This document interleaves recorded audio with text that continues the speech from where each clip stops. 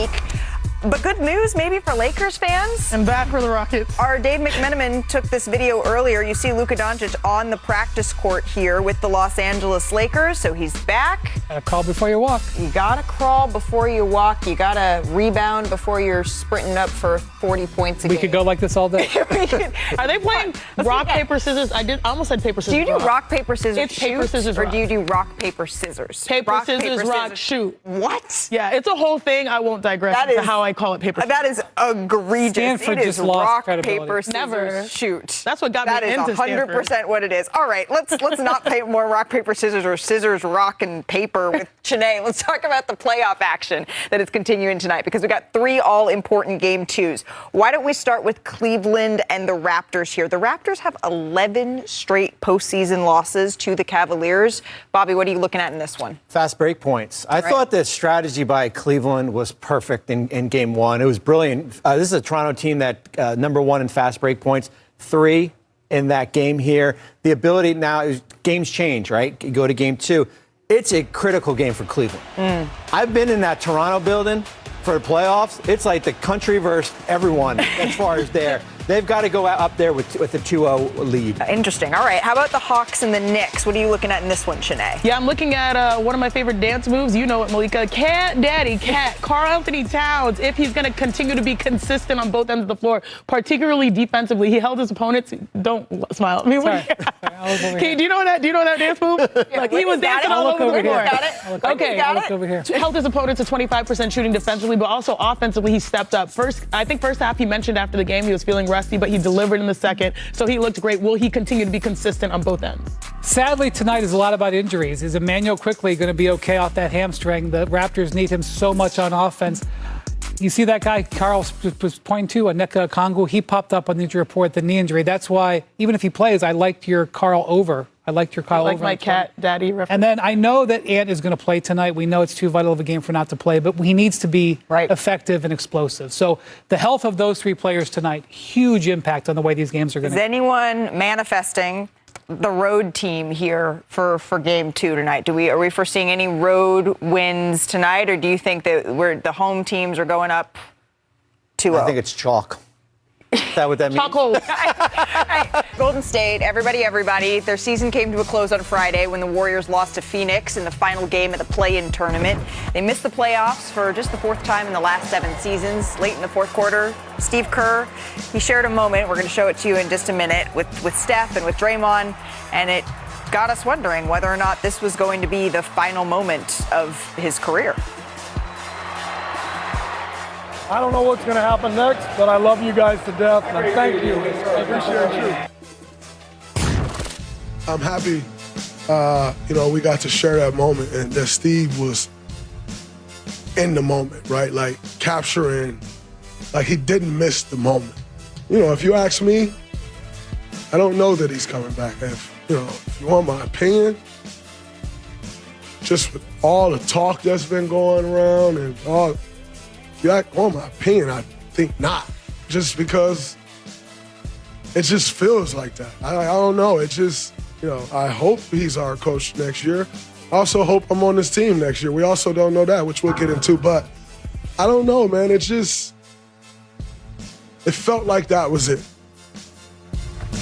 So Draymond did say something different a couple of days ago, but this is what he was saying today. And if this is the end of an era as teammates, Steph Curry and Draymond Green, they did more winning than any other duo since becoming teammates in 2012, 2013. And the vast majority of those wins, they came under Steve Kerr, who led those 2 to 4 NBA titles, of course, in 12 seasons as head coach with Golden State. But now the questions come. And the biggest one is, what's next? What is next for the Golden State Warriors? And our insider, Anthony Slater, he has an awesome story up on ESPN.com right now with Ramona Shelburne, and he joins us now. So, Slater, you go through a litany of questions that the Golden State Warriors are going to have to answer this summer. But I think there's no one bigger that it starts with, what's next for Steve Kerr? What do we know?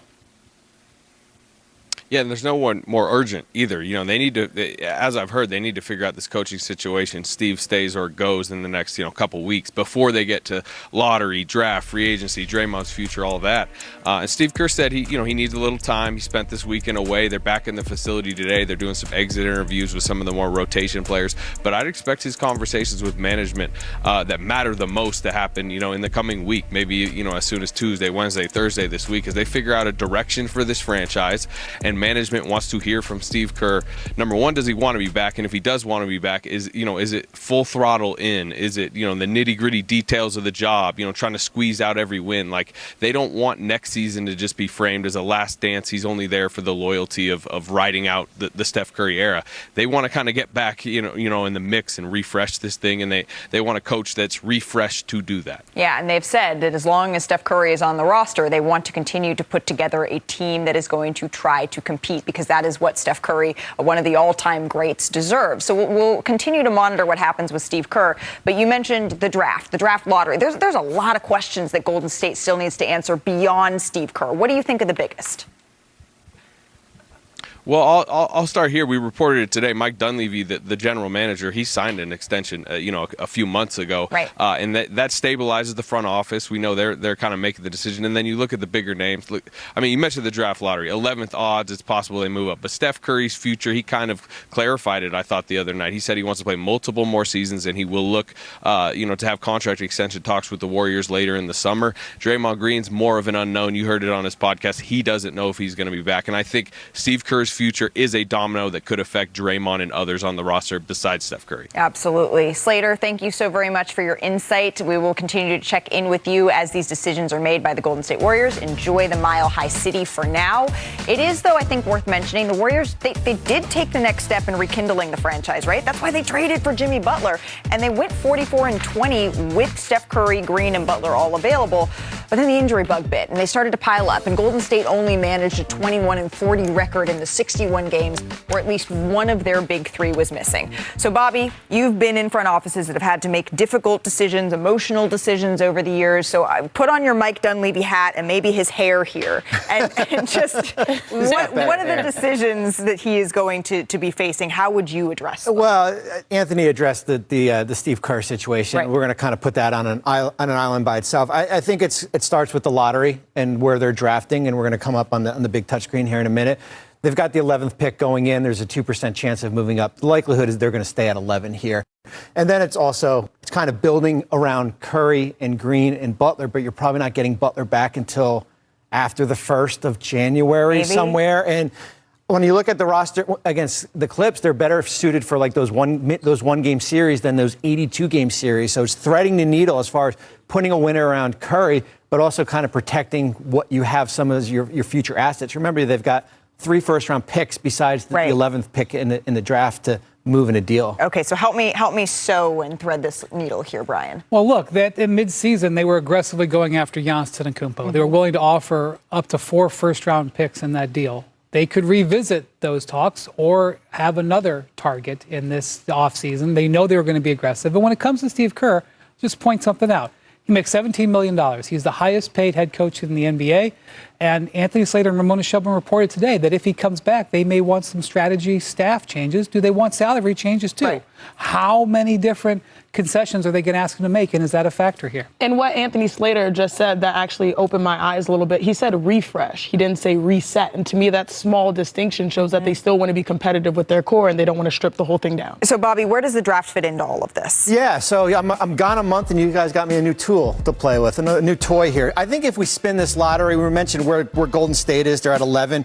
If we spin this a couple times, the likelihood is that they're going to stay at 11 here.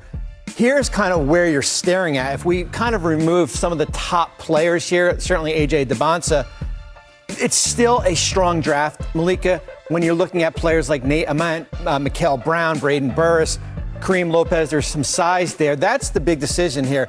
As far as how Golden State has drafted in the past, remember James Wiseman, Jonathan Kuminga, Moses Moody. Those players were supposed to be kind of that foundation here.